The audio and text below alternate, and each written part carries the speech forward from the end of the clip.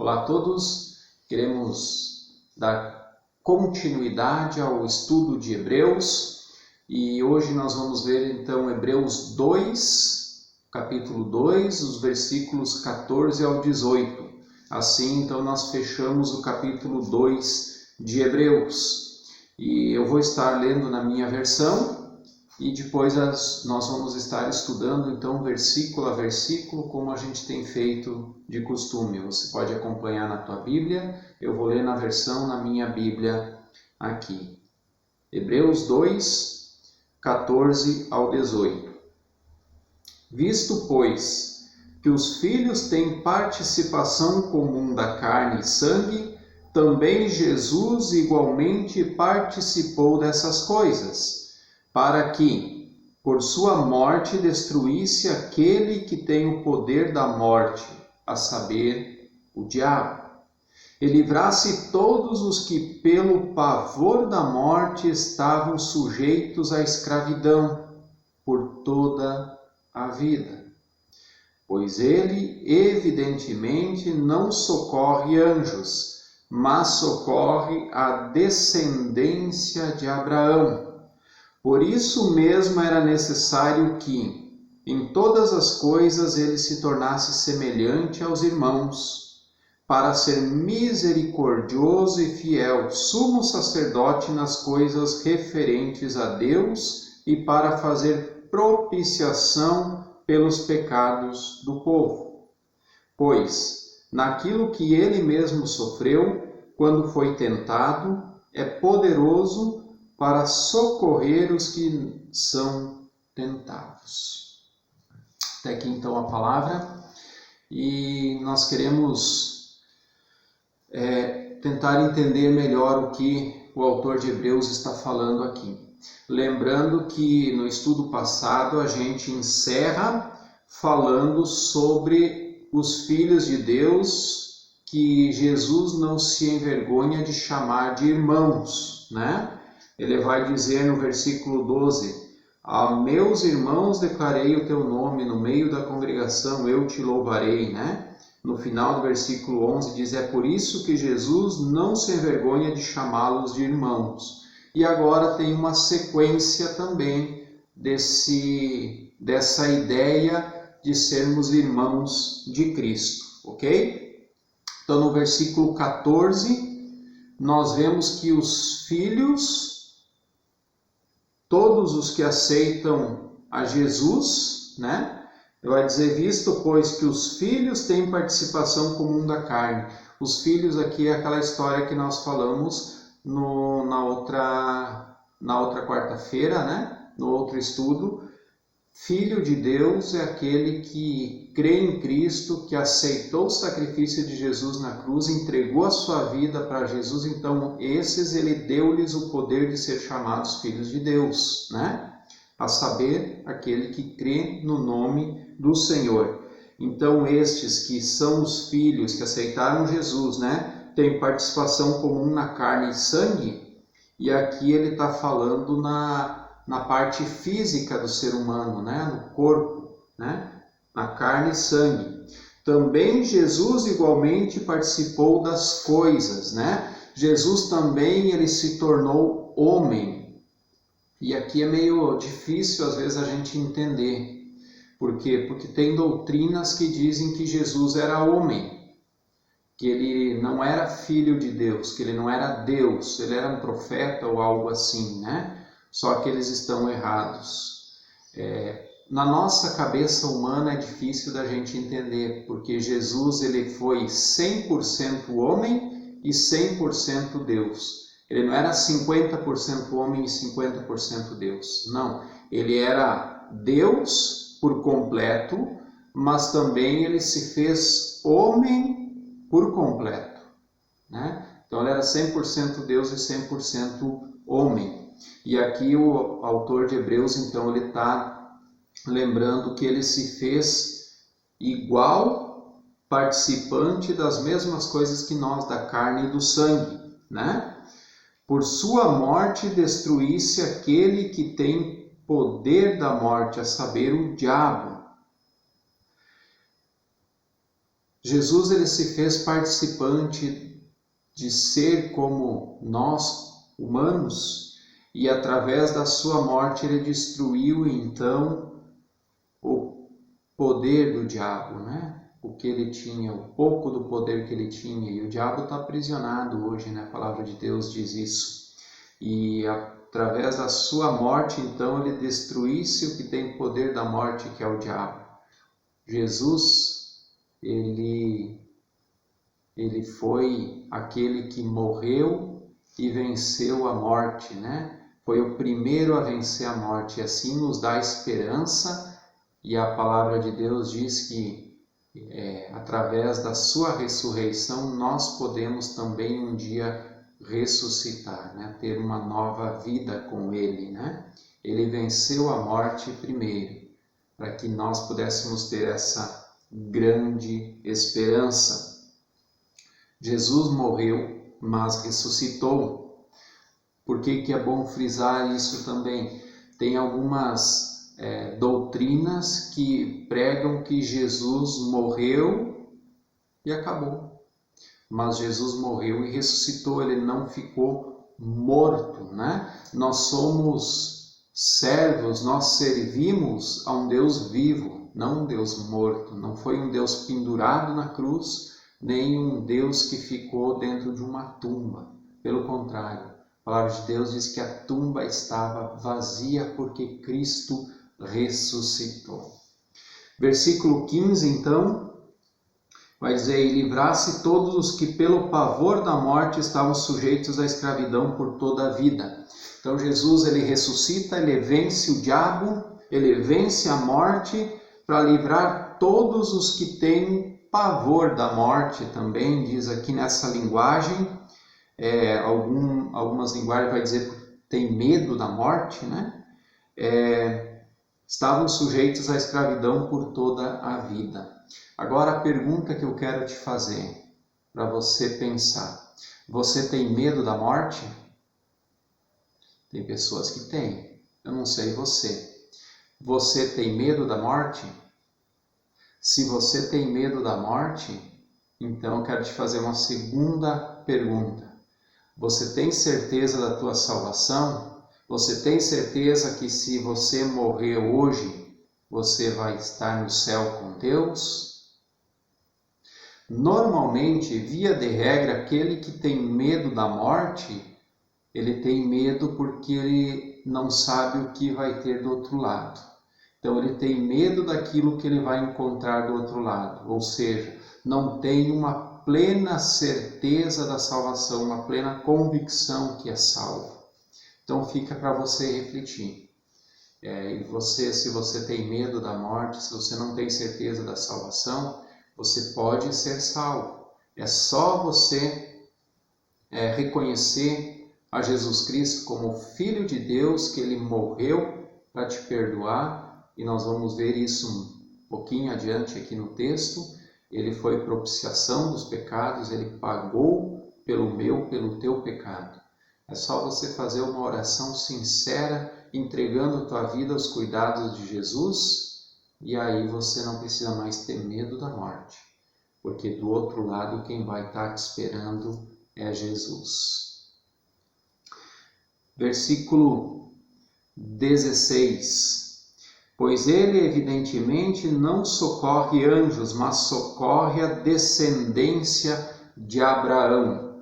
Então aqui Jesus ele não vem em socorro de anjos, pelo contrário, ele vem em socorro da descendência de Abraão. Poxa, pastor, mas quem que é essa descendência de Abraão? Então é só os judeus, é só o povo judeu? Nós temos que entender quem que é a descendência de Abraão hoje. E para isso nós temos dois textos que vão esclarecer. O primeiro texto está em Êxodo 19, 6. Êxodo 19, capítulo 19, versículo 6, diz assim: E vós me sereis reino sacerdotal e povo santo. Estas são as palavras que falarás aos filhos de Israel. Então aqui é quando Deus faz uma aliança com Moisés, com todo o povo no Monte Sinai. E aí ele diz assim, vai e fala para o povo que esse povo, todo esse povo, ele vai ser meu reino sacerdotal, um povo santo, é meu povo, né? Isso lá no tempo de Moisés, né? E agora nós queremos dar um pulo gigantesco na história e vamos ver aqui Pedro, 1 Pedro 2:9. E olha o que Pedro vai falar. Mas vós sois a geração eleita, o sacerdócio real, a nação santa, o povo adquirido, para que anuncieis as virtudes daquele que vos chamou das trevas para a sua maravilhosa luz. Que texto fantástico esse de Pedro. O que Pedro está dizendo é que a aliança que Deus tinha com o povo no passado, que aquele era o povo de Deus, o povo santo, o sacerdócio real, hoje ele transferiu para todo aquele que é o Filho de Deus, que é nascido de Deus, irmão de Jesus, segundo o texto de Hebreus, que nós vimos, né? Que aceitou a Cristo, que tem a sua vida diante do Cordeiro. Este então é geração eleita, o sacerdócio real, nação santa, o povo adquirido. Adquirido por quem? Por Jesus na cruz. Esse é o povo, para que anunciais as virtudes daquele que vos chamou das trevas para a sua maravilhosa luz. Lembra o versículo 15, que nós estudamos de Hebreus, falando da morte e da escravidão? Jesus Cristo nos tirou dessa morte espiritual, dessa escravidão do pecado. Mas ele nos tirou também para que nós anunciássemos a sua força, o seu poder, né?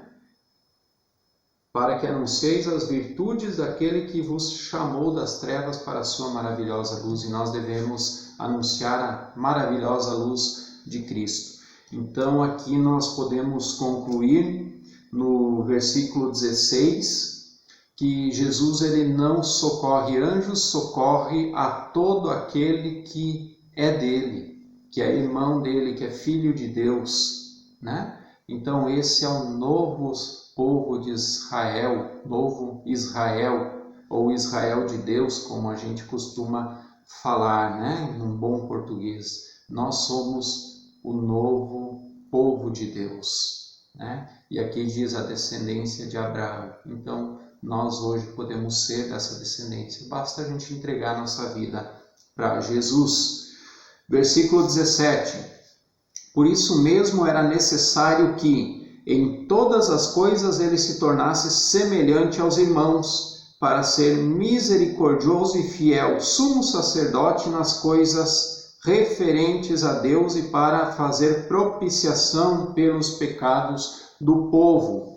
E aqui nós podemos ver que era necessário que Jesus se tornasse semelhante a nós.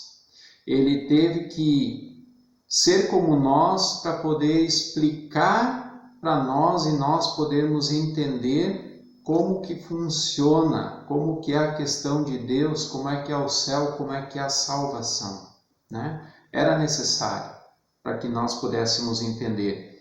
Fala também que ele é misericordioso e fiel. Ele mostrou toda a sua fidelidade a Deus quando ele fez a propiciação dos pecados. Lembra da oração de Jesus antes da crucificação? Senhor, se for possível, afasta de mim esse cálice, mas que se cumpra a tua palavra e não o que eu quero ou a minha palavra, né? Então ele foi fiel a Deus. Mas ele também, ele foi misericordioso com todos. Ele lá na morte, na cruz, ele já perdoou pecados. Nós vimos um ladrão que se converte, né? Primeira conversão da cruz de Jesus, um ladrão que estava ao seu lado. Ele fala para Deus, Pai, perdoa-os porque eles não sabem o que eles fazem. Ali ele teve muita misericórdia, né? E ali ele teve misericórdia de mim e de você também. e ele fez a propiciação pelos nossos pecados, pelo pecado do povo. O que é propiciação? Propiciação é sacrifício. 1 João 2,2 vai falar o seguinte: ele é a propiciação pelos nossos pecados, e não somente pelos nossos, mas também de todo o mundo. Ou seja, todo aquele que se deixa tem então a sua cota de pecados perdoados, né? Porque Jesus perdoa, ele é o único que pode perdoar os nossos pecados. A palavra de Deus diz que ele é fiel e justo para perdoar todos os pecados, né? Nos perdoar de toda injustiça. E no versículo 18, então, vai dizer: pois naquilo que ele mesmo sofreu, quando foi tentado, é poderoso para socorrer os que são tentados, né? Ele foi tentado, Jesus foi tentado por Satanás, né? Ele é poderoso para socorrer aquele que é tentado também. Ele sabe como que é se colocar como homens e ser tentado pelo diabo. E ali você vê muito forte a parte humana de Jesus quando ele é tentado. Diz que ele ficou 40 dias no deserto, em jejum, e a primeira tentação que ele teve foi porque ele estava com fome. E Satanás, sabendo disso, ele vai dizer: se você é filho de Deus, transforma essas pedras em pães, né? Sacia tua fome. E ali você vê que Jesus tinha as mesmas necessidades que nós. Ele sentia fome, vários textos você vai ver Jesus fazendo refeições, né? Jesus tendo sede. Jesus tinha as mesmas limitações que nós temos como humanos, por isso ele foi 100% homem, mas também ele foi e continuou sendo 100% Deus, porque aí você vê o outro lado, o lado divino de Jesus, ensinando, pregando, fazendo milagres, fazendo maravilhas, né? E então nós podemos ver que ele foi tentado pelo diabo, mas ele não pecou. E ele nos ajuda. Tem um texto de Tiago que eu acho fantástico. Tiago 4,7. Tiago 4,7, no final do texto vai dizer: resisti ao diabo e ele fugirá de vós. Sabe qual que é o problema desse texto? É que muitas vezes nós pegamos só essa parte do versículo. Resisti ao diabo e ele fugirá de vós. Seria uma meia-verdade, e uma meia-verdade constitui uma mentira. Porque não é assim que funciona, não é eu resistir ao diabo e ele vai fugir de mim. Nós temos que ver a primeira parte do versículo, que é a mais importante. O versículo 7, aqui do capítulo 4 de Tiago, vai dizer: sujeitai-vos, pois, a Deus. Resistir ao diabo e ele fugirá de vós. O diabo só vai fugir de nós se nós estivermos sujeitos a Deus. Aliás, nós só vamos conseguir resistir ao diabo se a gente for sujeito a Deus. Se nós não se sujeitarmos a Deus, a gente não vai conseguir resistir ao diabo. Não vamos conseguir resistir às tentações. Sendo sujeitos a Deus, nós vamos conseguir resistir às tentações. E Hebreus vai falar que Jesus nos ajuda nas nossas tentações, ele vem nos socorrer quando nós somos tentados. Então aí não tem para o diabo, né? Ele vai fugir de rabinho no meio das pedras, como a gente costuma falar, né? E assim então fechamos o capítulo 2 de Hebreus, né? E a conclusão que eu chego desse capítulo é que sejamos filhos de Deus através de Jesus e o seu sacrifício, para que ele venha ao nosso socorro e nos dê a vitória.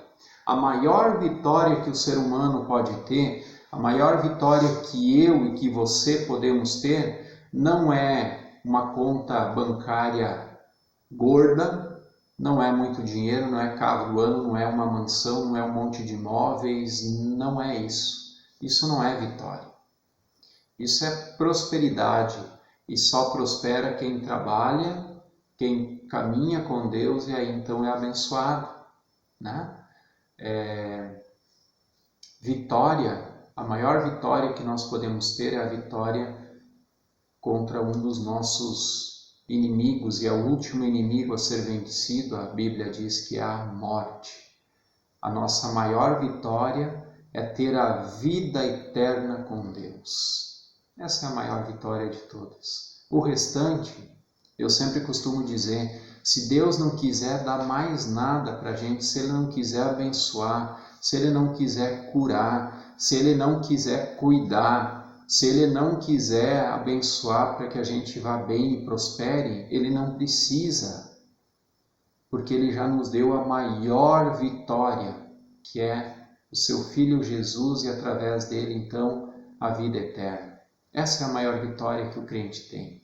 É essa vitória que nós precisamos ter. O restante vem da graça de Deus, vem da misericórdia de Deus. A palavra de Deus diz que as misericórdias do Senhor são a causa de nós não sermos consumidos, e ela se renova toda manhã sobre as nossas vidas. Se você hoje está aqui me ouvindo, está me assistindo, é porque a misericórdia do Senhor se renovou sobre a tua vida, senão você não estaria vivo. Nós temos que ter isso em mente. Tudo que nós recebemos de bênçãos aqui nesse mundo é pela misericórdia de Deus, não é vitória. A vitória que nós temos é a certeza da salvação, é a garantia da salvação, é o nosso nome escrito no livro da vida. Essa é a maior vitória que o crente tem. Que Deus te abençoe e que você possa ter essa certeza da salvação, não viver com medo da morte, mas também ter seu nome assegurado, né, escrito no livro da vida. Que Deus te abençoe e Jesus Cristo te abençoe, em nome de Jesus. Amém e amém.